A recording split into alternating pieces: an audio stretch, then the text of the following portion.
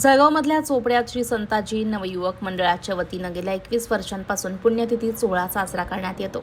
3 दिवसीय सोहळ्यात विविध कार्यक्रमांचं आयोजन करण्यात येत असतं। श्री संताजी जगनाडे महाराज यांच्या पुण्यतिथी दिनानिमित्त चोपडा शहरातील हरताळकर हॉस्पिटलच्या समोरून पालखी सोहळ्याला सुरुवात झाली।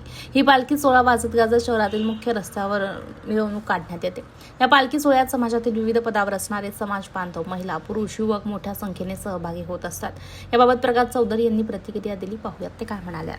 सगळ्यांना जय संताजी। जय संताजी। तेली समाजाचं आराध्य दैवत श्री संताजी जगनाडे महाराज यांच्या 401वी पुण्यतिथी श्री संताजी नवयुवक मंडळ चोपडा व समस्त समाज बांधव, माता भगिनी, युवक मंडळ यांच्या वतीने दरवर्षी आनंदाने साजरा करण्यात येतो। समाजाचं एक कसं असतं याचं एक ज्वलंत उदाहरण म्हणजे चोपडा तेली समाजाची कसं असतं याचं ज्वलंत उदाहरण म्हणजे चोपडा तेली समाजाची ही श्री संताजी जगनाडे महाराजांची पालखी महोत्सव। समाजाला सर्व प्रकारच्या लोकांना सोबत घेऊन समाजाचं ऐक्य दाखवण्याचा हा संतांचा महोत्सव असतो। गेल्या 21 वर्षापासून संताजी नवयुवक मंडळाच्या माध्यमातून हा उपक्रम राबवण्यात येतो।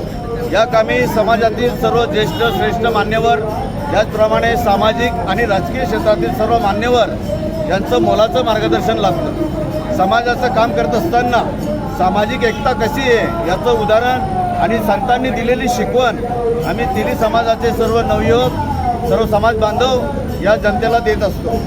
गेल्या 21 वर्षापासूनची परंपरा आम्ही आता एक चालू ठेवली।